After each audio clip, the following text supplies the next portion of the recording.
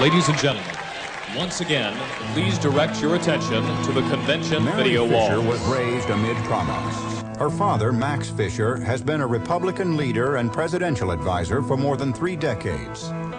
A year ago, Mary Fisher, who had herself served a White House post for President Gerald Ford, discovered she is HIV positive. After agonizing family deliberations, she told the public her story.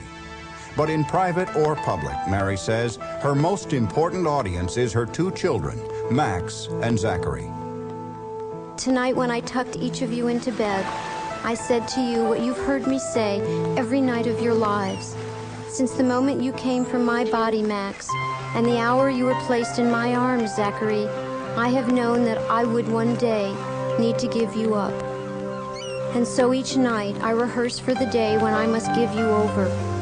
That is why, as I reach for the day's last kiss and hug, you always hear me say the same 4 words: sleep with the angels. Ladies and gentlemen, Mary Fisher. Thank you. Thank you.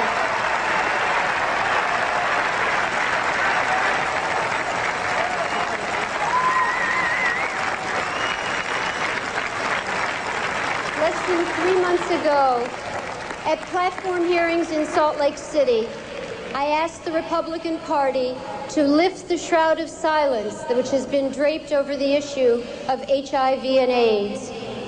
I have come tonight to bring our silence to an end. I bear a message of challenge, not self-congratulation.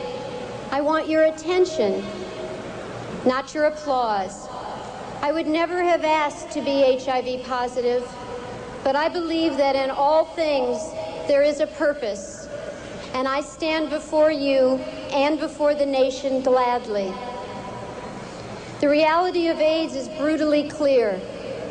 200,000 Americans are dead or dying. 1 million more are infected. Worldwide, 40 million, 60 million, or 100 million infections will be counted in the coming few years. But despite science and research, White House meetings and congressional hearings, despite good intentions and bold initiatives, campaign slogans, and hopeful promises, it is, despite it all, the epidemic which is winning tonight. In the context of an election year, I ask you here in this great hall, or listening in the quiet of your home, to recognize that AIDS virus is not a political creature. It does not care whether you are Democrat or Republican. It does not ask whether you are black or white, male or female, gay or straight, young or old. Tonight, I represent an AIDS community whose members have been reluctantly drafted from every segment of American society. Though I am white and a mother, I am one with a black infant struggling with tubes in a Philadelphia hospital. Though I am female and contracted this disease in marriage and enjoy the warm support of my family, I am one with the lonely gay man sheltering a flickering candle from the cold wind of his family's rejection.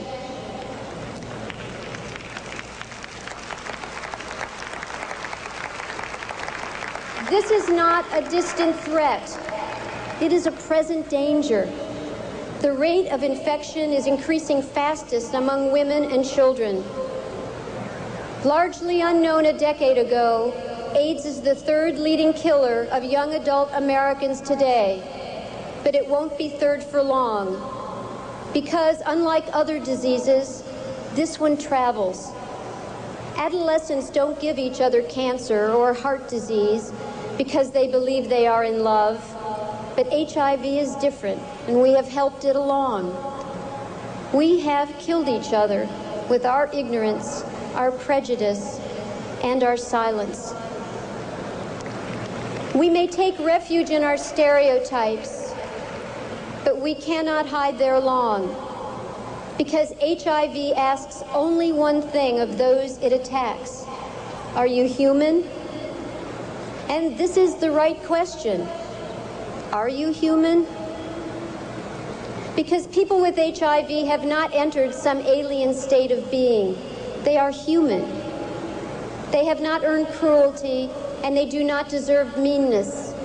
They don't benefit from being isolated or treated as outcasts. Each of them is exactly what God made, a person, not evil, deserving of our judgment, not victims longing for our pity. People, ready for support and worthy of compassion.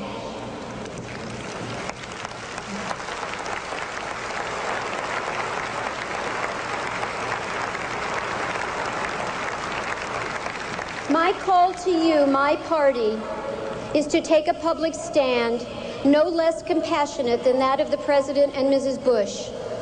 They have embraced me and my family in memorable ways. In the place of judgment, they have shown affection. In difficult moments, they have raised our spirits. In the darkest hours, I have seen them reaching not only to me, but also to my parents, armed with that stunning grief and special grace that comes only to parents who have themselves leaned too long over the bedside of a dying child. With the President's leadership, much good has been done. Much of the good has gone unheralded, and as the President has insisted, much remains to be done. But we do the President's cause no good if we praise the American family, but ignore a virus that destroys it.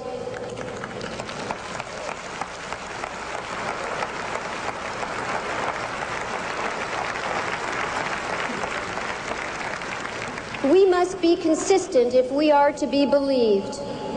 We cannot love justice and ignore prejudice, love our children and fear to teach them. Whatever our role as parent or policymaker, we must act as eloquently as we speak, else we have no integrity. My call to the nation is a plea for awareness. If you believe you are safe, you are in danger. Because I was not hemophiliac, I was not at risk. Because I was not gay, I was not at risk. Because I did not inject drugs, I was not at risk. My father has devoted much of his lifetime guarding against another Holocaust. He is part of the generation who heard Pastor Niemöller come out of the Nazi death camps to say, "They came after the Jews, and I was not a Jew, so I did not protest. They came after the trade unionists, and I was not a trade unionist, so I did not protest. Then they came after the Roman Catholics, and I was not a Roman Catholic, so I did not protest. Then they came after me, and there was no one left to protest." The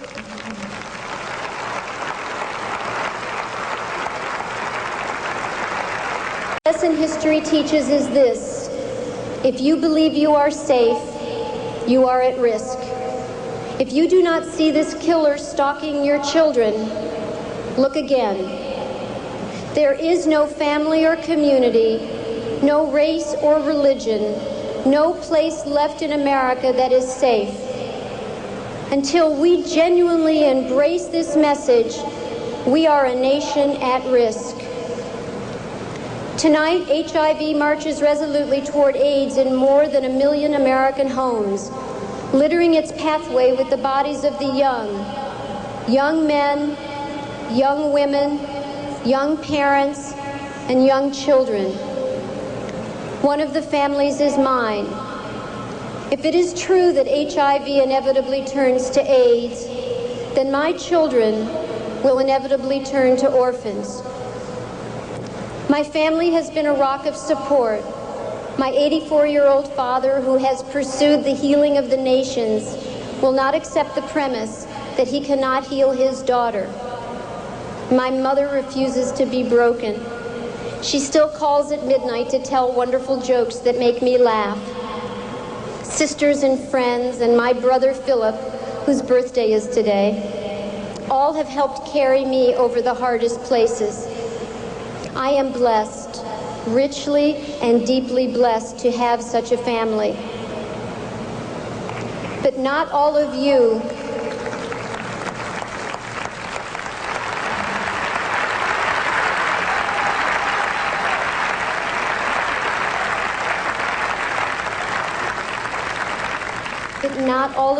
have been so blessed. You are HIV positive, but dare not say it. You have lost loved ones, but you dared not whisper the word AIDS. You weep silently. You grieve alone. I have a message for you. It is not you who should feel shame, it is we. We who tolerate ignorance and practice prejudice. We who have taught you to fear. We must lift our shroud of silence, making it safe for you to reach out for compassion. It is our task to seek safety for our children, not in quiet denial, but in effective action. Someday our children will be grown. My son Max, now 4, will take the measure of his mother. My son Zachary, now 2, will sort through his memories. I may not be here to hear their judgments, but I know already what I hope they are. I want my children to know that their mother was not a victim. She was a messenger. I do not want them to think, as I once did, that courage is the absence of fear. I want them to know that courage is the strength to act wisely when most we are afraid. I want them to have the courage to step forward when called by their nation or their party and give leadership, no matter what the personal cost. I ask no more of you than I ask of myself or of my children. To the millions of you who are grieving, who are frightened, who have suffered the ravages of AIDS firsthand, have courage, and you will find support. To the millions who are strong, I issue the plea: set aside prejudice in politics to make room for compassion and sound policy.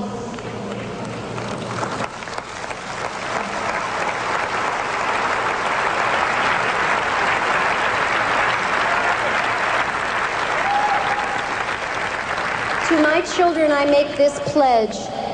I will not give in, Zachary, because I draw my courage from you. Your silly giggle gives me hope. Your gentle prayers give me strength. And you, my child, give me the reason to say to America, you are at risk. And I will not rest, Max, until I have done all I can to make your world safe. I will seek a place where intimacy is not the prelude to suffering. I will not hurry to leave you, my children, but when I go, I pray that you will not suffer shame on my account. To all within the sound of my voice, I appeal. Learn with me the lessons of history and of grace, so my children will not be afraid to say the word AIDS when I am gone. Then their children and yours may not need to whisper it at all. God bless the children, and God bless us all. Good night.